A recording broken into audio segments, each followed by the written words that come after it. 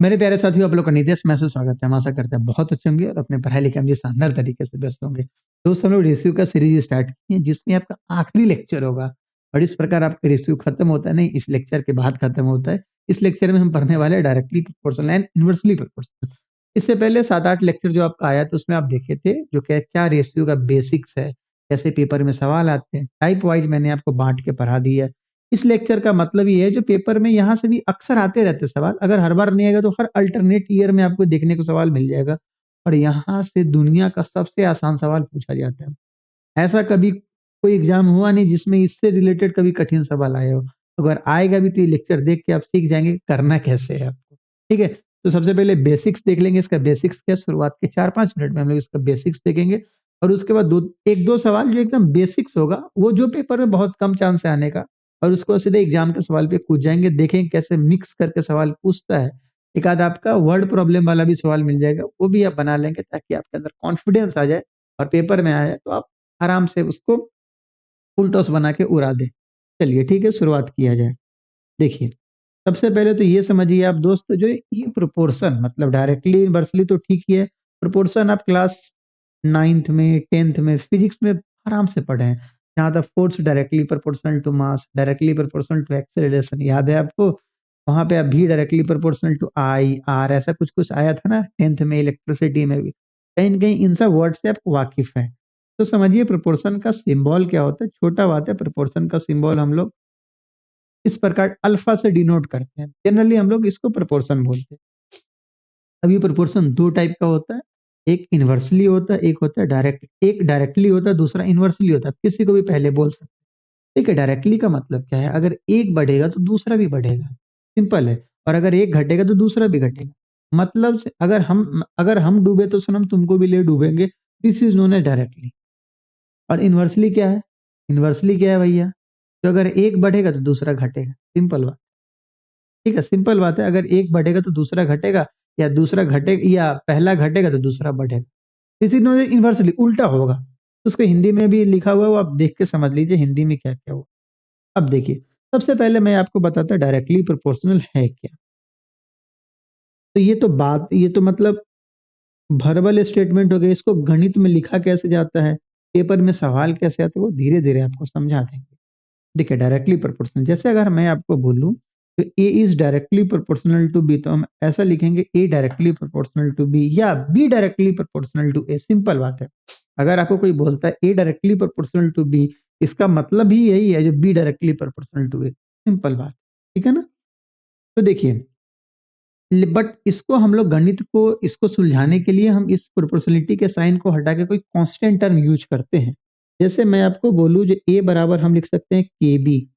ए बराबर हम लिख सकते हैं के बी, जहाँ पे के क्या है, जहाँ पे के क्या है, कोई कांस्टेंट है या आर्बिट्ररी कांस्टेंट है। सिंपल है, बट उतना गणित का लैंग्वेज हम नहीं लिखेंगे, पेपर में उतना यूज नहीं आता ये सब चीज।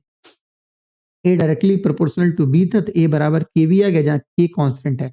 और वो निर्धारित करता है जो किस हिसाब से ए बढ़ेगा तो बी भी बढ़ेगा और ए घटेगा तो बी भी घटेगा। मतलब के वो हिसाब बताता है जिसपे बढ़ना या घटना डिपेंड कर। ठीक है ना? जैसे मान लीजिए फॉर एग्जांपल अलग अलग टर्म है, अलग अलग टर्म है। जैसे मान लीजिए अगर आपको बोले जो A is directly proportional to square root of B, तो आप ऐसे लिखिएगा। सिंपल बात है ना? आप इसको ऐसे लिख सकते हैं, ए बराबर क्या हो जाएगा, के रूट अंडर। ठीक है, जैसे मान लो अगर तुमसे बोले, अगर मान लो फॉर एग्जांपल बोले जो A is directly proportional to B का पावर 3, ए बराबर A directly proportional to B का क्यूब हो जाएगा। ऐसे लिखेंगे तो ए बराबर क्या आ जाएगा दोस्त, ए बी क्यूब। और यहाँ भी के क्या है जी, कांस्टेंट है, जो मतलब दर्शाएगा जो भैया किस हिसाब से बढ़ेगा या घटेगा। सिंपल बात है। इसका मतलब होता है डायरेक्टली प्रोपोर्शनल।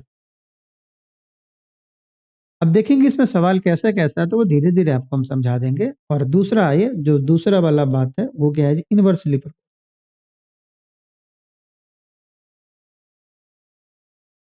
व्युत्क्रमानुपाती समथिंग, ऐसी कुछ इसका हिंदी होता है, इनवर्सली प्रोपोर्शनल। अब देखिए, इनवर्सली प्रोपोर्शनल का मतलब ऐसा ना, जो अगर मान लो हम बढ़ेंगे तो आपको घटना होगा। सिंपल बात है ना? आप देखते होंगे गांव देहात में जो अगर कोई तरक्की कर रहा है तो दूसरा जल के नीचे जा रहा है। ये जनरली, मैं ये नहीं बोल रहा, ये हालात है अपने गांव समाज का। ठीक है, हम इतने भी मैच्योर नहीं जो एक खुश है तो सामने वाला भी खुश है। बहुत कम होता है, आप हमारी बातों से एग्री कर रहे होंगे। तो देखो, इनवर्सली प्रोपोर्शनल का मतलब क्या था, अगर एक बढ़ेगा तो दूसरा को घटाना, मतलब दूसरा को घटाने देके एक बढ़ेगा तो दूसरा घटेगा, ये यहाँ पे नियम ही है जी। मतलब गणित में ये सारा नियम अवेलेबल है जो अपने समाज में पहले से है। ए इनवर्सली प्रोपोर्शनल टू, अगर हम आपको बोले बी, तो हम यहाँ पे 1/, करके लिखें ए इनवर्सली प्रोपोर्शनल टू बी। अगर 1/, में चला आएगा इसका मतलब इनवर्सली है, और डायरेक्ट सामने सामने इसका मतलब डायरेक्टली हो। देखिए यहाँ पे अगर हम इसको हटाएंगे तो हम इसको ऐसे लिख सकते हैं, ए बराबर ए इंटू 1/b। हम इसको ऐसे भी लिख सकते हैं, ए बराबर के बाई बी, जहाँ पे के क्या कोई आर्बिट्ररी कांस्टेंट है, वो डिसाइड करेगा जो ये किस हिसाब से बढ़ेगा और किस हिसाब से घटेगा। ये सिंपल छोटा सा। तो डायरेक्टली प्रोपोर्शनल क्या है जी, जो ए डायरेक्टली प्रोपोर्शनल टू बी मतलब सीधा सीधा, और इनवर्सली में बोले तो हम उल्टा करके लिख देते हैं, सिंपल बात है। ये बात आपको याद रखना होगा, ये छोटा छोटा बात। अब कैसे कैसे एग्जाम में हम बनाएंगे वो सब चीज अभी आपको थोड़ी देर में सिखाएंगे। आइए पहले एक आध हम सवाल पे चलते हैं। ये सवाल जो भी हम लिखे हैं, ये सवाल पेपर में चांसेस कम है आने का, पहला दूसरा सवाल, क्योंकि ये बहुत बेसिक्स है। उसके बाद जो हम तीसरे से सवाल तीसरा से आना शुरू करेंगे ना, वो अपने पेपर में करोड़ों बार आएगा। ठीक है, आइए देखिए। और हम आपको दो तरीका सिखाएंगे, हम आपको दो तरीका सिखाएंगे सवाल नंबर 3 से। ठीक है, अभी आप समझिए, L varies directly as M. L इसने सीधा बोला, L varies directly as M, इसका मतलब क्या है, L varies directly at M, ये है। एल बराबर क्या हम लिख सकते हैं, के एम।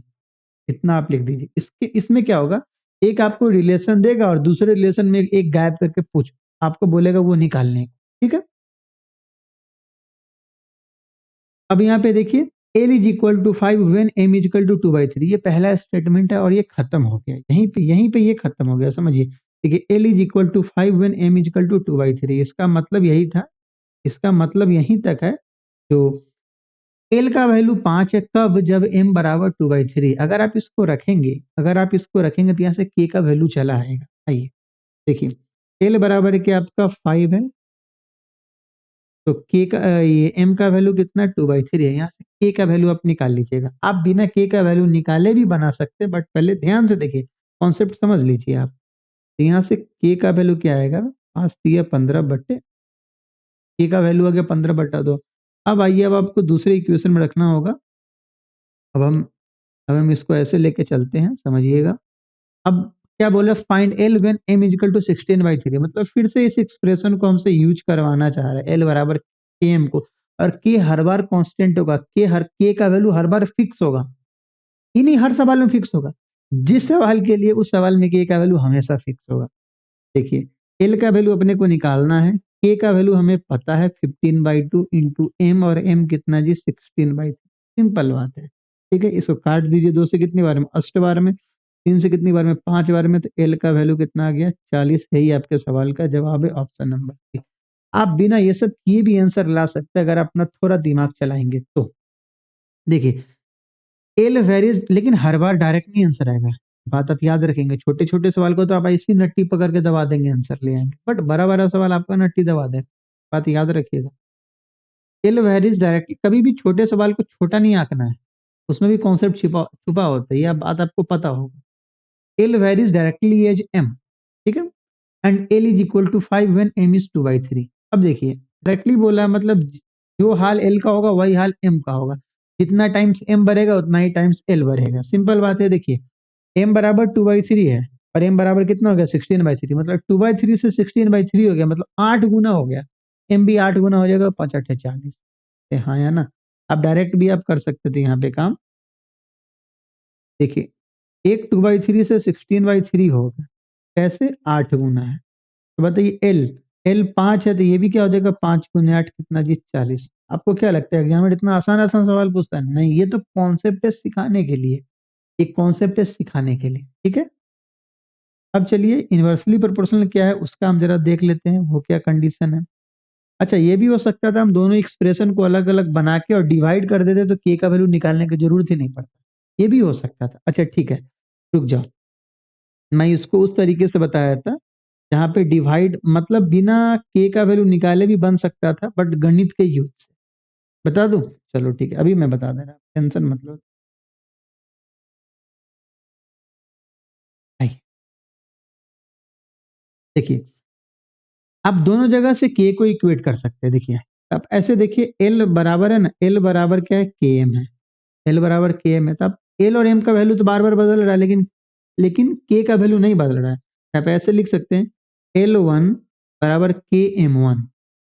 और अब देखिए अब हम दूसरा लिख रहे हैं एल टू बराबर के एम टू। अगर आप इन दोनों इक्वेशन को डिवाइड कर देंगे आपस में तो क्या होगा, के से के कैंसिल हो जाएगा। इस प्रकार क्या होगा दोस्त, इस प्रकार आप हमें बताइए L one by L two बराबर क्या होगा, एम वन बाई। अब जिसका जो वैल्यू रखा दिया वो उसको वहीं पे पुट कर दीजिए। देखिए एल वन का वैल्यू कितना है, 5 है, और एल टू अपने को निकालना है तो ठीक है, एल वन का वैल्यू 5, एल टू का वैल्यू नहीं पता, बराबर एम। एम का वैल्यू एक बार कितना है, 2/3, और अगली बार कितना है, 16/3। अगर आप इसको कट करेंगे तो क्या आएगा, 5/L2, हम इसको यहाँ पे लिख रहे हैं 5/L2 बराबर कितना आ जाएगा, 1/8 आ जाएगा। तो एल टू का वैल्यू कितना आ जाएगा, 5×8 = 40। सिंपल बात है, ऐसे भी आ सकता था। समझ लीजिएगा, अगर ये मन में आए तो ठीक है, वरना फिर आगे बढ़ते हैं, ठीक है ना। ठीक है, तरीका बहुत है बताने को, बट एक ही मतलब हर तरीका बता के हम अपना विद्वता नहीं पेश करना चाहते, फिर दिक्कत आप ही को होगा। वो धीरे धीरे आप सीख लेंगे, ऑटोमेटिक सीख लेंगे, जब आप कॉन्सेप्ट आपको पता चल जाएगा। ठीक है, कॉन्सेप्ट ही नहीं पता रहेगा तो आप कुछ नहीं कर सकते हैं फिर।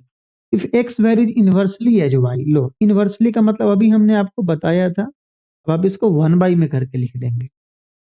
अब सबसे पहले तो इसका कांस्टेंट बना लीजिए, ए बराबर क्या होगा जी, के बाई वाई। ठीक है, आप यहाँ से इक्वेट भी कर सकते हैं, सिंपल है, या आप डिवाइड करके भी काम कर सकते हैं।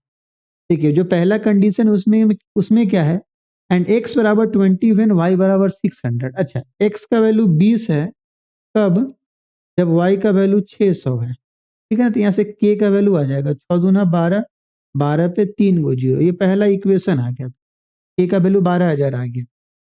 पहला कंडीशन आपका निकल गया, हमने जो माना था उसका वैल्यू हम निकाल लिए। अब हम दोबारा से क्या करते हैं, फिर से अब हम यूज करते हैं इस इक्वेशन को, x बराबर के बाई वाई को, जिसमें आपको y का वैल्यू निकालना है, x का वैल्यू 400 दे रखा है। अच्छा, x का वैल्यू 400 है, k का वैल्यू कितना, अच्छा देखिए कभी कभी क्या हो, k का वैल्यू बहुत बड़ा आएगा तो गुना मत करके उसको वहीं छोड़ दीजिए, क्यों, क्योंकि बाद में वो कटने वाले ही कुछ ना कुछ जरूर कटेगा। तो 400 से कितनी बार में कटेगा, 400 तो या 1200, y का वैल्यू कितना आ गया, 30 आ गया। यही आपके सवाल का जवाब है। आप इसको भरबली भी कर सकते हैं, बट पेपर में ऐसा सवाल नहीं आता, ये तो सिखाने के लिए था जी कैसे कैसे काम होता है। ठीक है, अब आते हैं पेपर के सवालों में, जहां जनरली पेपर में क्लब करके दे देगा, जहां जनरली पेपर में दोनों को मिला के दे देगा। ये एग्जामिनर का माइंडसेट होता है, जो एक ही सवाल में वो डायरेक्टली और इनवर्सली दोनों इंट्रोड्यूस करके पूछ लेता है। जनरली एग्जामिनर यही करता है। अब देखिए, अब ये आपके पेपर का सवाल है, वो तो कॉन्सेप्ट का सवाल था।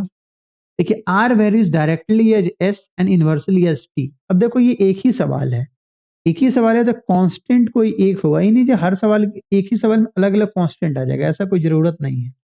Are varies directly as S, तो समझिएगा, देखिए R varies directly as S, तो R directly proportional to S, and inversely as T, तो आर इनवर्सली प्रोपोर्शनल क्या होगा, टी का होगा।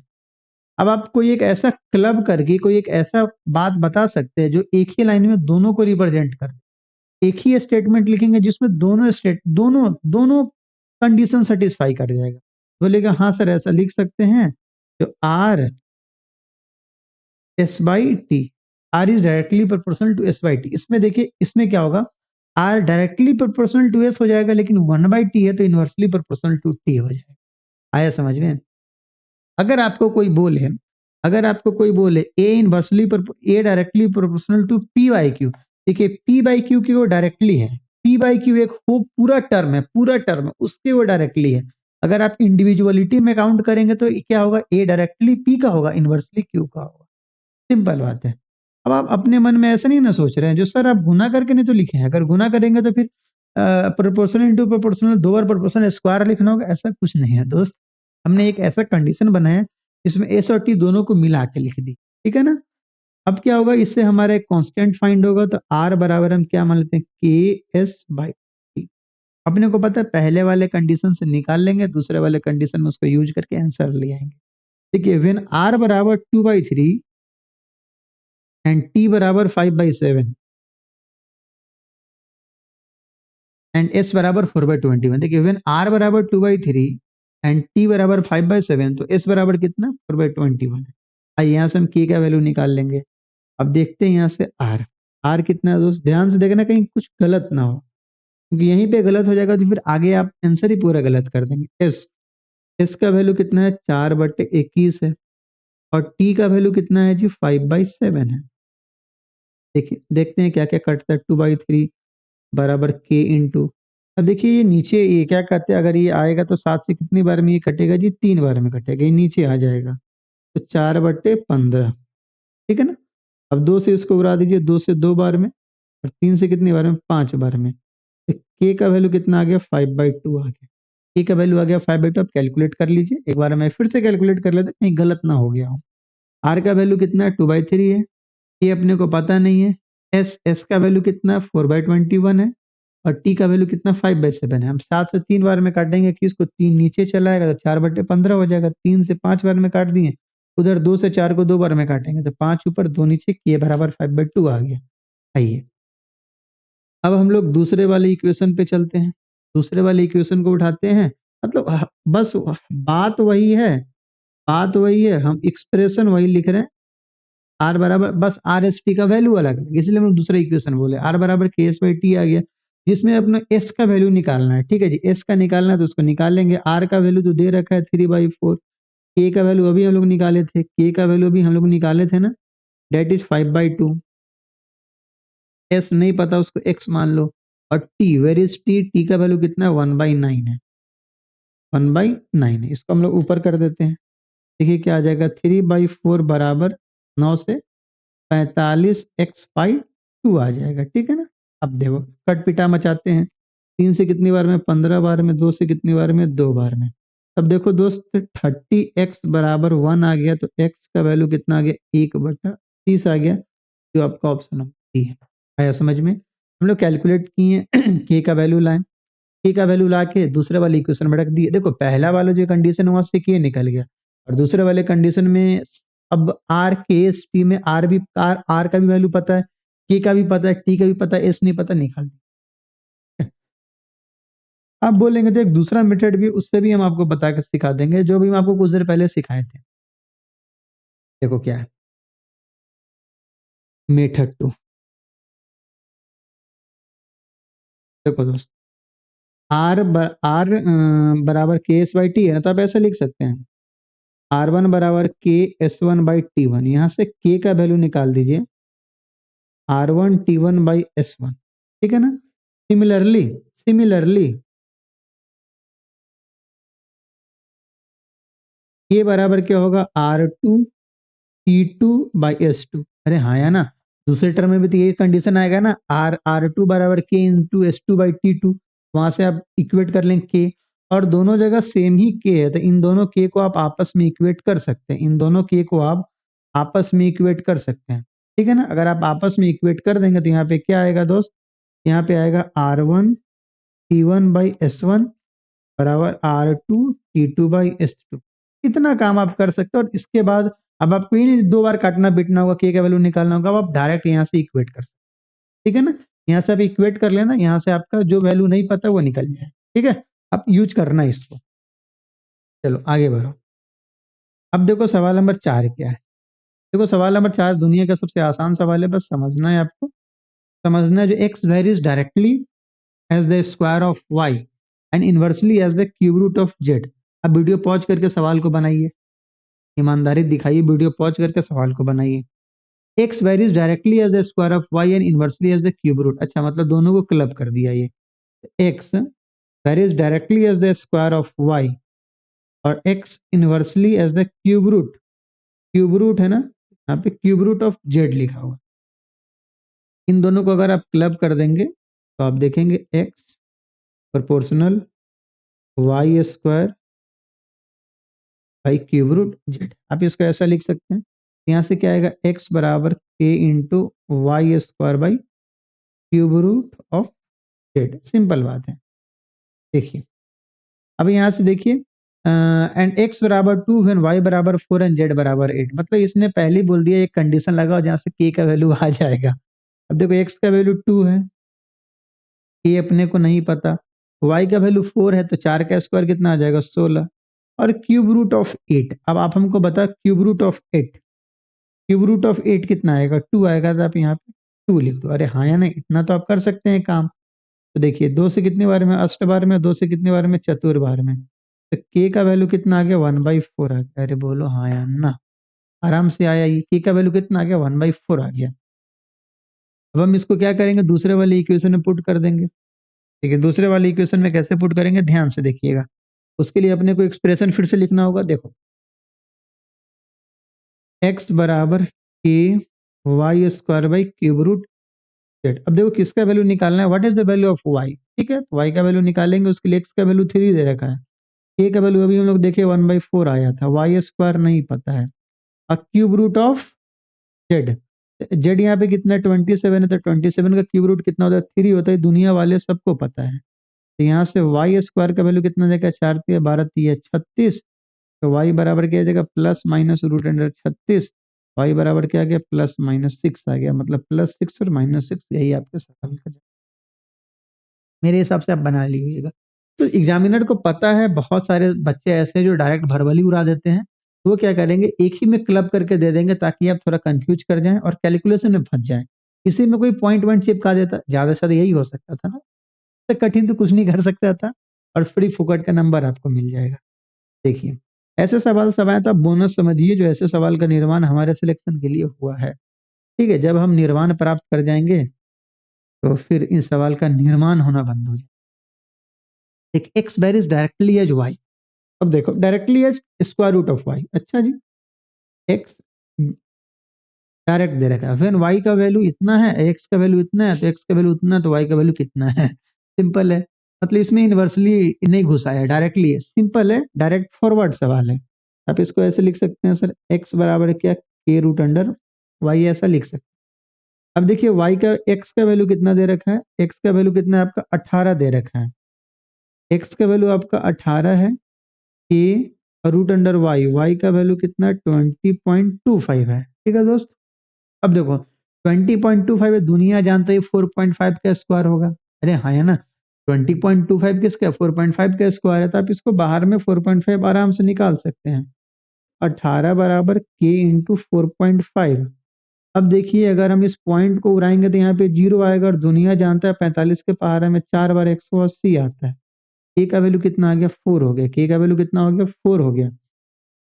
अब हम लोग दूसरे एक्सप्रेशन में इसको डायरेक्ट फिर से इस्तेमाल करके इसका फिर से विश्वास कर लेंगे इस पे। अब देखिए क्या है, एक्स बराबर, हम अपने को पता है के रूट अंडर वाई दिया हुआ है। एक्स का वैल्यू 7.2 है, वाई का वैल्यू निकालना है। अभी देखो एक्स का वैल्यू अपना 7.2 है, के का वैल्यू अपने को पता है 4 है, इंटू रूट अंडर वाई है दोस्त। ठीक है, अभी देखिए अगर आप इसको 4 से काटेंगे तो कितनी बार में कटेगा? 1.8 बार में। तो रूट अंडर वाई का वैल्यू 1.8 है, तो वाई का वैल्यू कितने का? 18 का स्क्वायर 324 पॉइंट है, तो आप 2 बार लगा दीजिए। हाँ यार ना, रूट अंडर वाई का वैल्यू 1.8 है, तो वाई का वैल्यू कितना हो गया? 3.24 हो गया। सिंपल है, सबसे स्ट्रेट फॉरवर्ड सवाल था। ये पेपर का सवाल था। कभी कभी एग्जामिनर का मन खुश होता है तो कहता है ले, पिचकारी ले, रंग उड़ा दो और अपने नौकरी की तैयारी करो। देखो अगला सवाल क्या है दोस्त। अगला सवाल क्या? सवाल नंबर 6। ऐसे सवाल पेपर में अक्सर आते रहते हैं, आप देखेंगे प्री में चाहे मेंस में या इधर उधर हमेशा आ जाएंगे। देखिए सवाल क्या है, अभी मैं आपको इस सवाल को 2 मेथड से सिखाऊंगा। एक आपका जो बेसिक्स है, जब आप इसको एकदम कॉन्फिडेंस पा लेंगे उस बेसिक्स पे, तो आप आराम से उस बेसिक्स को थोड़ा तोड़ मरोड़ के भी आंसर ला सकते। ठीक है, जनरली हम लोग क्या देखते हैं ना पेपर में, सवाल का टाइप वगैरह अपने को बहुत याद होना चाहिए, समझ में होना चाहिए। अच्छा ऐसा टाइप का सवाल है, इसका बेसिक्स तो अपने को पता है, ट्रिक भी पता है। अरे हाँ है ना, अगर आपको बेसिक्स नहीं पता तो ट्रिक याद करना बहुत कठिन है। बहुत ऐसे फार्मूला जिसका डिराइवेशन आपको नहीं पता था, फार्मूला नहीं याद कर सकते। बहुत सारे ऐसे। तो देखिए पहले आपको बेसिक से बता देंगे, फिर आपको 2 मेथड से बता देंगे। इसका मेथड 1 बेसिक, और मेथड 2 किसी का तोड़ मरोड़, किसी का तोड़ मरोड़। ठीक है, आइए सबसे पहले हम लोग मेथड 1 पे चलते, बेसिक्स पे चलते। ठीक है, सवाल कहना क्या चाह रहे हैं? Diamond breaks into 2 parts such that weight of each part is 3:5। अच्छा, कोई डायमंड है जी, काश कोई डायमंड अपने हाथ लगता सर। वो तो वहां पे है, क्या बोलते हैं, इंग्लैंड के पास है सर। महाराजा रणजीत सिंह से लेके चला गया सर। बहुत गलत हुआ ना। अभी देखो, तो समझो बात को। सर महाराजा रणजीत सिंह के पास कैसे आया? नादिर सर ले गए थे लूट के ना, 1739 में। महाराजा रणजीत सिंह तो सर 1847 के आसपास में वो उनका ट्रीटी ऑफ ये बंगाल का पंजाब का जो कॉन्क्वेस्ट हुआ था, ट्रीटी ऑफ लाहौर, ये सब जो साइन हुआ था। फिर तो फिर वो जब चला गया था तो वो दुरानी वंश का था ना वो, नादिर साहब वगैरह ये सब। उन्हीं का कोई जब सिंध में ये दूसरे के हमले से उसको बचाया था तो वो खुश होके उसी के कोई, मेरे को एग्जैक्ट नाम नहीं याद आ रहा है, वो जाके उसको गिफ्ट किए थे महाराजा रणजीत सिंह। तो फिर वो महाराजा रणजीत सिंह क्या किए, एलिजाबेथ को दे दिया। जब उनका बोला गया ठीक है भैया तुम रख दो, तुम्हारा धीरे धीरे हम सारा समाज भी, ये साम्राज्य भी एक्वायर कर ही लिए हैं, छोड़ दो, कोई बात नहीं, ले आइए। कोई नहीं ला सकता, कोई नहीं ला सकता वो चीज। इतिहास को इतिहास ही रहने दो। देखो, a diamond breaks into two parts such that weight of each part is 3:5। मान लीजिए अगर ये डायमंड है, जरूरी नहीं डायमंड एकदम गोल गाल हो, तो कोई बात है ये इसमें। ये 3:5 बोल रहा है, मतलब ऊपर का वेट अगर 3 है तो नीचे का वेट 5 है। तो अगर आप स्टार्टिंग का वेट बोलते तो स्टार्टिंग का वेट कितना होता? 3 और 5 8 होता। मतलब हम एक रेशियो को यूनिट मान लिए, सिंपल छोटा सा बात है। If the price of the diamond is directly proportional to its square weight. अच्छा, इसका जो प्राइस है ना, इसका जो प्राइस है, ये डायरेक्टली प्रोपोर्शनल किसके है? इसके वेट के स्क्वायर के डायरेक्टली प्रोपोर्शनल है। If there is a loss of rupees 9,000, अगर 9,000 का लॉस है, then what is the original price of the diamond? Simple है। अब उसके लिए आपको पता है, बहुत कुछ अब सीख के आए हैं अभी। अब ऐसा बोल सकते हैं, P directly proportional to weight है, तो पी बराबर के डब्ल्यू, सॉरी वेट स्क्वायर है तो के डब्ल्यू स्क्वायर लिख सकते हैं, जहाँ के क्या कोई कांस्टेंट होगा। अब देखो, स्टार्टिंग में वेट 8 होगा, ये तो 8 है, ये तो ओरिजिनल स्टार्टिंग है टूटने से पहले, ओरिजिनल। और ये टूटने के बाद 3:5 है ना। अब देखो, अब एक टुकड़ा का दाम कुछ और होगा, दूसरे टुकड़े का दाम कुछ और होगा, उन दोनों को जोड़ेंगे तब जाके अपने को पता चलेगा टोटल में हम कितना में बेचे। और स्टार्टिंग में कितना है, इसका वेट 8 है, तो उस 8 के अकॉर्डिंग वेट प्राइस कुछ और होगा ना। ठीक है, तो देखिए, ओरिजिनल प्राइस, तो पी ओरिजिनल बराबर के इंटू ओरिजिनल वेट कितना 8 है, तो 8 का स्क्वायर, मतलब कहीं ना कहीं जो स्टार्टिंग का प्राइस होगा वो कहीं ना कहीं 64K के आसपास होगा। ठीक है, और पी फाइनल, अब ये तो दो हीरा का टुकड़ा है ना, दोनों टुकड़ा का तो अलग अलग उस पर लेवल चिपकाया होगा। यस सर, तो पहले वाले का दाम होगा K×3 स्क्वायर, और दूसरे वाले का दाम होगा K×5 स्क्वायर। क्यों? तो जिसका जो वेट है उसका प्राइस, जिसका जो प्राइस है उसका प्राइस कैसे डिपेंड करे? उसके वेट के स्क्वायर के प्रोपोर्शनल है जी। जितना वेट है उसका स्क्वायर कर देंगे तो जो आएगा उसी के डायरेक्टली प्रोपोर्शनल उसका क्या है जी? प्राइस है। सिंपल बात है, तो अलग अलग होगा। हम यहाँ पे देखें तो क्या आ गया यहाँ पे, 9K प्लस 25K कितना आ गया जी? 34K। अब आप हमको बताइए, स्टार्टिंग प्राइस इसका कितना? 64K। की का वैल्यू निगेटिव में तो आएगा नहीं और पॉइंट में तो आएगा नहीं, क्योंकि वहां पैसा ज्यादा है, लॉस हो रहा है वो। और पी फाइनल है 34K, तो कहीं ना कहीं लॉस हो रहा है ना। Yes, loss. तो लॉस कैसे निकालेंगे? P original minus P final, final के टूटने के बाद, शीशा हो या दिल हो आखिर टूट जाता है। सिंपल बात है ना। यहाँ तो सर हीरा टूट रहा है, तो कोई बात नहीं, सह लेंगे। ये कितना आ गया दोस्त? 30K आ गया। अरे बोलो हाँ या ना। तो 30K और 30K लॉस ही कितने के बराबर है? देखो लॉस कितने के बराबर है जी? 9,000 के बराबर है। तो 30K का वैल्यू कितना आ गया?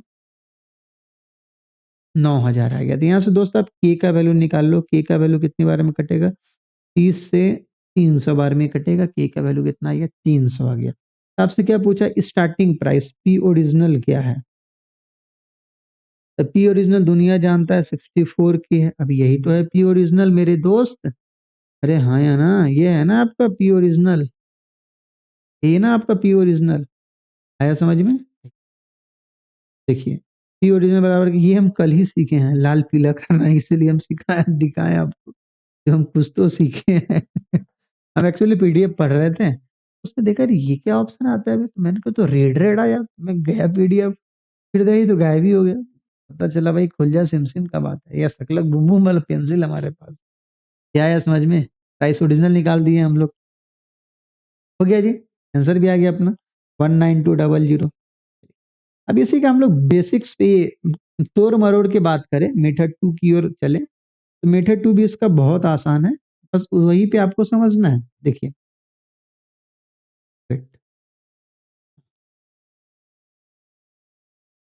3:5 है टूटने के बाद, और स्टार्टिंग का वेट कितना होगा? 3 + 5 जी 8, ठीक है ना, ये स्टार्टिंग का वेट। अब देखिए तो इसका जो प्राइस होगा ये कहीं ना कहीं 3 का स्क्वायर प्लस 5 का स्क्वायर, मतलब 9 + 25, कहीं ना कहीं 34 यूनिट के आसपास होगा। और जो स्टार्टिंग का प्राइस होगा ये 8 का स्क्वायर, मतलब 64 के आसपास होगा।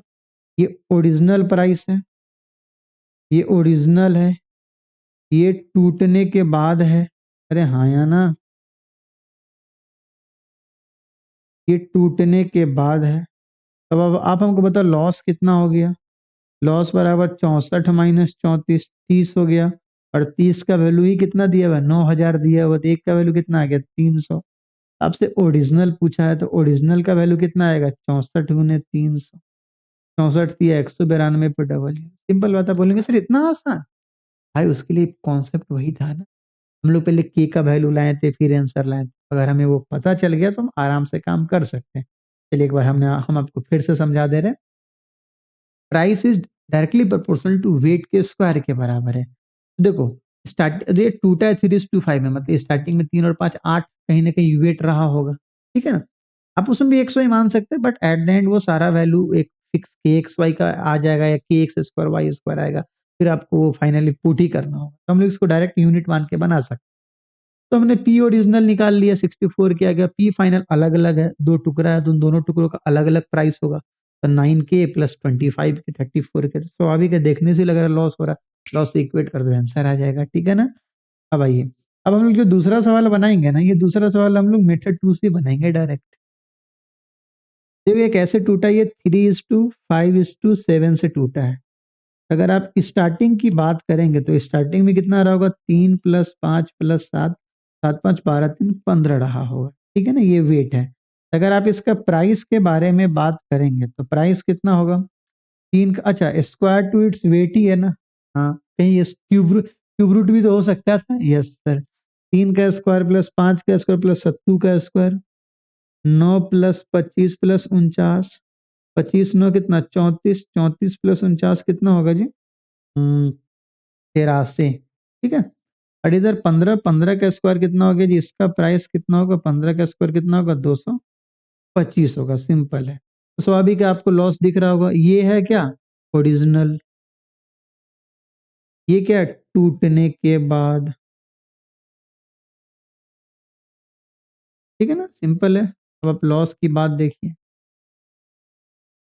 तो लॉस 225 - 83 कितना गया? इधर से 17 प्लस 125, 142, सिंपल है।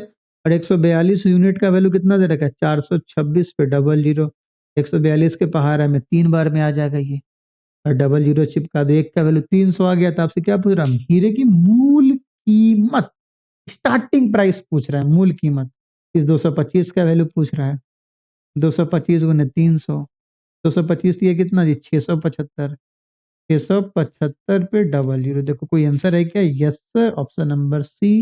अगर कम दिख रहा है तो अब आपको दिख आया समझ में? हमें लगता है मेरे से पहले आप बना लिए होंगे, ये मुझे विश्वास, ठीक है। चलो दूसरा तरीका खुद ट्राई कर लेना, देख देख के हो जाएगा आपसे। अब आइए, ये फ्लो को तोड़ने के लिए सवाल है, क्योंकि जस्ट इससे जो हम पहला वीडियो अपलोड किए थे उसमें मैं आपको ये सिखाया था कि मीन प्रोपोर्शन क्या है, डायरेक्ट ये मीन प्रोपोर्शन क्या है, थर्ड प्रोपोर्शन क्या है, फोर्थ प्रोपोर्शन क्या है, वो सारा चीज हमने आपको सिखाया था। बस पिछले वाले वीडियो से ये एक सवाल है, मैं सोचा ऐसे ही करवा दूं मजे लेने के लिए, पेपर में भी आ सकता है ऐसा सवाल। What is the smallest positive number should be subtracted from 2 and 3 so that 4 is the third proportion। मतलब क्या बोल रहा है दोस्त, बोल ये रहा है जो 2 और 3 में से क्या इक्वल नंबर घटाएं जो घटाने के बाद 4 उसका थर्ड प्रोपोर्शन हो जाए। अच्छा, मतलब अगर हम वो संख्या x मान लेते हैं, let x be subtracted, let x be subtracted, तो क्या होगा ये 2 minus x, 3 minus x, 4 minus x मत लिख देना, 4 ही होगा। वो घटाने के बाद 4 उसका थर्ड प्रोपोर्शन हो, ऐसा बोल रहा है ये 4 क्या है दोस्त, टीपी है। टीपी का मतलब टीपू सुल्तान नहीं, टीपी का मतलब टीपू सुल्तान नहीं गुरुजी, टीपू सुल्तान। लेकिन टीपू सुल्तान से बहुत प्यारे प्यारे सवाल अपने पेपर में आते हैं। जैसे आपसे पूछ लेगा जी कौन से एंग्ले में शुरुआत में हैदर अली डेथ करेगा, तो सेकंड एंग्ले में शुरुआत में 1782 में, याद होगा। तो 1784 में क्या हुआ था, ट्रीटी ऑफ मैंगलोर हुआ था। फिर 8 साल के बाद 1792 में क्या हुआ था, ट्रीटी ऑफ श्रीरंगपट्टनम हुआ था। चौथा वो ट्रीटी ऑफ श्रीरंगपट्टनम जी तीसरा एंग्लो मैसूर से हुआ था। और चौथे एंग्लो मैसूर में जब वो फ्रेंच का सहायता लेना चाह रहा था, नपोलियन का, नपोलियन से भी सहायता मांगा था वो, बट वो लोग नहीं आए, उनका दोस्ती का पत्र भी आया था, बट फिर भी नहीं है, उधर ही यूरोप में ही बहुत सारा उनका सिस्टम चल रहा था वो सब। बेचारे इनसे उधर से लॉर्ड वेलेस्ली आया था अमेरिका से हार वार के, तो लगे ये 1799 में। पेपर में आता है भैया, जो बताइए टीपू सुल्तान का डेथ कौन से एंग्लो मैसूर वार में हुआ था, तो आएगा ये सब भी आते रहता है। चलिए छोड़िए ये सब बात, देखिए तो क्या बोल रहा है, टीपी, टीपी का मतलब यहाँ पे क्या है, थर्ड प्रपोर्शन। आपको पता है, आपको पता है अगर ए और बी कोई संख्या है, अगर इसका कोई थर्ड प्रपोर्शन सी है, सी क्या टीपी है, आपको मैंने बताया था सी का वैल्यू क्या होता है, बाद वाले का स्क्वायर अपन पहला वाला, बाद वाले का स्क्वायर अपन, थर्ड प्रपोर्शन जो होता है वो बाद वाले का स्क्वायर अपन पहला वाला, मैं पूरा करवा चुका, प्रूफ भी करवा चुका पिछले वीडियो में। अब मैं डायरेक्ट यूज करूंगा, ठीक है। इसके मदद से मैं इसका यहाँ पे कर रहा हूँ, 4 बराबर क्या हुआ यहाँ पे, बाद वाला क्या है 3 माइनस एक्स, इसका होल स्क्वायर अपन पहला वाला 2 माइनस एक्स, तो सिंपल है। तो 4 दूना 8 माइनस 4x बराबर यहाँ कितना आ गया 9 plus x square minus 6x। ठीक है दोस्त, यहाँ से कैलकुलेट करो, x square minus 2x plus 1 equal to 0। अगर आप इसको प्यार से देखोगे तो कहीं ना कहीं एक्स माइनस वन का होल स्क्वायर है, एक्स माइनस वन का होल स्क्वायर बराबर 0। स्क्वायर कभी भी 0 के बराबर नहीं होता, उस संख्या खुद 0 के बराबर हो जाएगा। एक्स माइनस वन बराबर 0 हो गया तो एक्स का वैल्यू कितना होगा 1 हो गया। This is option number A. अगर आपको पता होगा तो डायरेक्ट बन गया, नहीं पता होता तो फिर आप वो सजाते मजे में ठीक है ना। तो मेरे हिसाब से आपको समझ में आ गया होगा। देखो अगर नहीं समझ में आया तो ऐसे देखो, ऐसे होता है, जो बेसिक्स है ना, बेसिक्स अगर आपको नहीं पता थर्ड प्रोपोर्शन का तो देख लीजिए क्या होगा, ये 2 minus x proportion third minus x. Third proportion तभी होता है ना जब मीन प्रोपोर्शन ऑलरेडी एग्जिस्ट कर रहा हो। आया समझ में, भले वो चौथी नंबर पे लिखाता है। जब आप इसको काम करेंगे तो 2 minus x by 3 minus x बराबर 3 माइनस एक्स बाई 4। अब यहाँ पे देखो क्या आएगा, 4 इंटू 2 माइनस एक्स बराबर क्या है 3 माइनस एक्स का होल स्क्वायर। यही बात तो हम यहीं पे डायरेक्ट लिख दिए थे ना। आया समझ में, तो इतना काम करने से बढ़िया हम इसको याद ही कर लेते हैं सीधा, बाद वाले का स्क्वायर अपन पहला वाला। इस प्रकार इस वीडियो का आखिरी सवाल आता है जो बहुत ही खूबसूरत सवाल है, और इस सवाल को अगर मैं नोबेल प्राइज दे दूं, लेकिन गणित में नोबेल प्राइज नहीं मिलता है, गणित में एबल पुरस्कार मिलता है, ये बात आपको पता होगा। नहीं, जब गणित में नोबेल पुरस्कार देने लगे फिर गणित बुरा मान जाएगा, लेकिन भाई कुछ तो मेरे को अलग करो, मैं इनके बीच में क्यों आऊं, मैं साहित्य के बीच में क्यों आऊं। ये क्या बोला है, P directly proportional to Q, Q inversely proportional to S, S inversely proportional to R। ये एक स्टेटमेंट है। P का वैल्यू 1 है कब, जब Q का वैल्यू 2 है, Q का वैल्यू 3 है कब, जब S का वैल्यू 4 है, S का वैल्यू 4 है कब, जब R का वैल्यू 5 है। तो R का वैल्यू बताना है जब P का वैल्यू 6। बहुत प्यारा सवाल है। देखो P directly proportional to Q, ये पहला स्टेटमेंट है। रुक जाइए इसको थोड़ा नीचे करके, P directly proportional to Q, Q inversely proportional to S, क्या बोल सकते Q directly proportional to I S, और S inversely proportional to R। ठीक है ना, दे रखा है Q बराबर ये व्हेन क्यू बराबर 2 क्यू बराबर 3, नहीं व्हेन टी बराबर 1, यहाँ से शुरू है।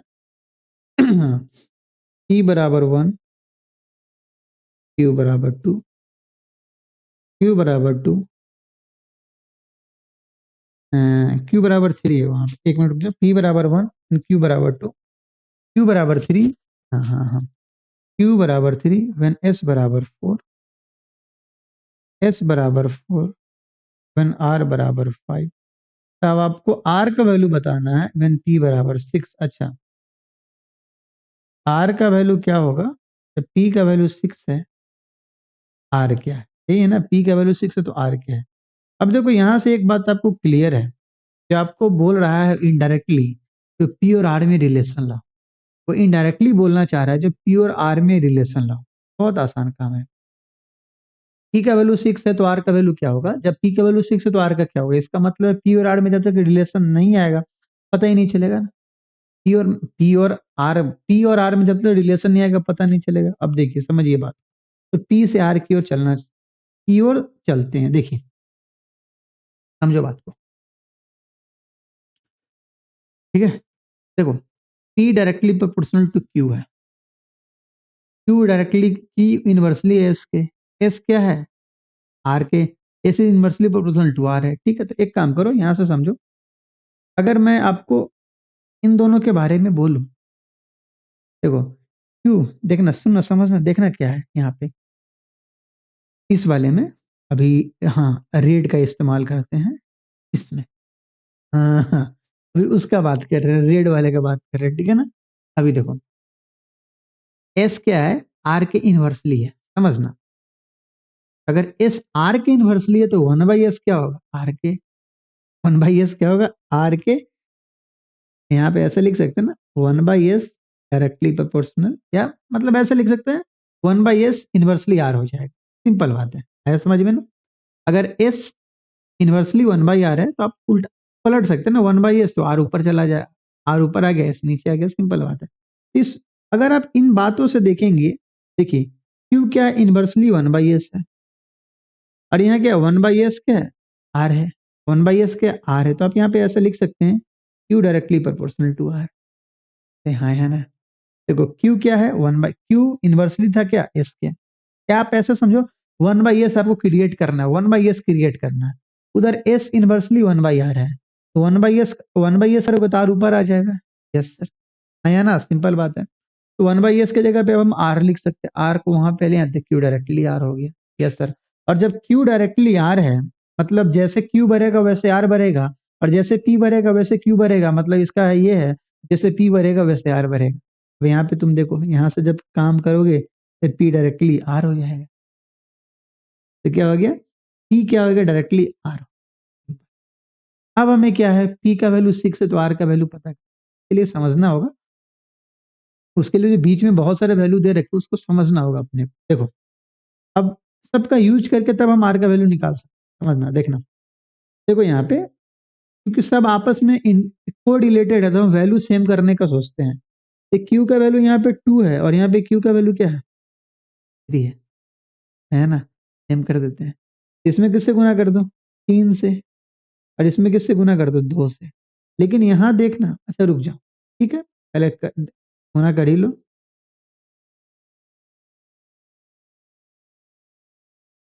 3 दूना 6, 4 दूना 8, 3 एकम 3, 3 दूना। अभी देखो, अब यहाँ पे देखो आप, एस एस देखो एस कितना हो गया, 8 हो गया, लेकिन यहाँ पे एस 4 ही है, इसको 2 से गुना कर दो आप। अब देखो एस का वैल्यू 8, आर का वैल्यू 10। अब आप देखो ना वो तीनों आपस में को रिलेटेड हो गया।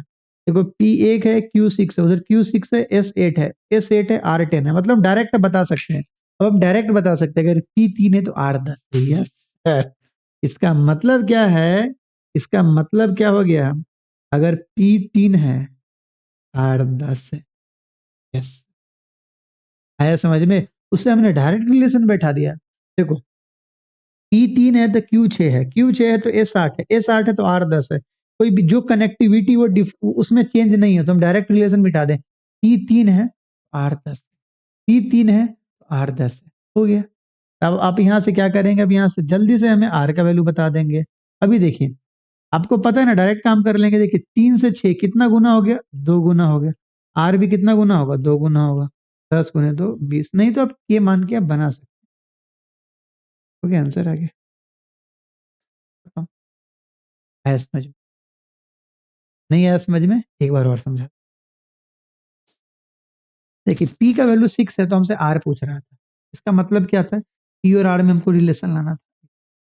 तो हमने क्या किया भाई, हमने क्या किया, जो P P directly proportional to Q है। क्यू क्या है, इनवर्सली एस है। एस क्या, इनवर्सली आर है। तो हमने क्या किया, 1/s कर दिया। तो 1/s inversely 1/s directly are हो गया। 1/s डायरेक्टली आर हो गया। आप ऐसा भी बोल सकते, एस डायरेक्टली 1/r है। और अगर सेपरेट बोलेंगे तो एस इनवर्सली आर है। ठीक है ना? हाँ। अब देखो, तो 1 बाई, देखो क्यू का एस से रिलेशन है, एस का आर से रिलेशन है, और पी का क्यू से रिलेशन है। तो कहीं ना कहीं पहले एस एस को आपस में इंटरचेंज कर लो। उधर 1/s है, क्यू के साथ 1/s है, तो इधर आप आर के साथ 1/s बना लो। 1/s करोगे तो आर ऊपर चला आएगा। 1/s आर को रिप्रेजेंट कर रहा है, तो 1/s की जगह पे आर चिपका दो आप। क्यू डायरेक्टली आर है। जब क्यू डायरेक्टली आर और पी डायरेक्टली क्यू है, मतलब क्या हो जाएगा, पी डायरेक्टली आर हो जाएगा। ये बात समझ गई? अब आप बीच में इक्वेट करना है। देखो पी का वैल्यू 6 है तो आर का क्या होगा, तो इससे पहले ये देखना होगा पी का वैल्यू क्या था जो आर का वैल्यू कुछ हो गया। उसके लिए आपको कनेक्टिविटी बिठाना होगा। जो कॉमन है उसको सेम करते चले जाओ। जो कॉमन है सेम करते जाओ। देखो P1 है, Q2 है, Q3 है, S4 है। भाई क्यू का वैल्यू चेंज हो गया ना, तो क्यू को सेम कर दो। एस तो पहले से सेम था। एस 4 4 था ना, एक 8 बन गया तो दूसरे को भी 8 बना दो। जब इस प्रकार हमने सेम किया तो P3 आ गया तो आर 10 हो गया। जब P3 है तो आर 10 है, तो P6 है तो आर क्या होगा, 2 गुना बढ़ा, तो ये भी 2 गुना बढ़ जाएगा। ये अगर इन्वर्सली आता तो अगर वो 2 गुना बढ़ रहा है तो दूसरे को 2 गुना घटा देना हो तो उसे डिवाइड कर देते। अगर उतना भी कम समझ में आता तो हम के का वैल्यू करके निकाल देते। चलो हम यहाँ से के का भी वैल्यू करके निकाल देते हैं आखिरी स्टेप में। अब देखो P बराबर क्या होता है, के आर। P का वैल्यू कितना, 3 है। आर का वैल्यू 10 है, तो यहाँ से के बराबर कितना आ गया, 3/10 आ गया। P बराबर के आर। P बराबर 6 है, के का वैल्यू 3/10 है, तो अपने को आर निकालना है। हो गया खत्म। 3 से कितने बार में, 2 बार में। आर का वैल्यू कितना आ गया, ये आपके सवाल। इस प्रकार अपना रेशियो पूरा खत्म होता है। पेपर में जितने भी रेशियो सवाल आते थे वो मैंने आपको सारे करवा दिए। अब आपका क्या काम होता है, जाएंगे प्रीवियस ईयर उठाएंगे और पेपर में जितने भी सवाल हैं जाइए बना जाइए, अपने दोस्तों से डिस्कशन कीजिए। और हम ना अवेलेबल हो पाए आपको बताने के लिए, बहुत काम होता है। मैं कोशिश करता आपको बस एनी हाउ चैप्टर में खत्म कर दूं, वीकली बेसिस पे खत्म कर दूं, बट वीकली पे तो मैं हमेशा काम करूंगा। संडे मेरा फ्री डे होता है। आगे दिन बहुत ज़्यादा एंगेज होते हैं इसलिए वीडियो नहीं डेली डाल पाते हैं। बट आप समझिए, बट धीरे धीरे मैं आपका सारा खत्म कर दूंगा तब तक सीजीएल आएगा या कोई भी पेपर आएगा। ठीक है दोस्त, तो मिलते हैं अगले लेक्चर में। अगले लेक्चर में कोई एक मस्त टॉपिक की शुरुआत करेंगे और देखते हैं फिर आगे क्या होता है, सरप्राइज भी हो सकता है। ठीक है मित्र, तो चलिए मेरे लिए तो गुड नाइट है, आपके लिए मॉर्निंग वीडियो मिलेगा। ठीक है दोस्त, बाय बाय।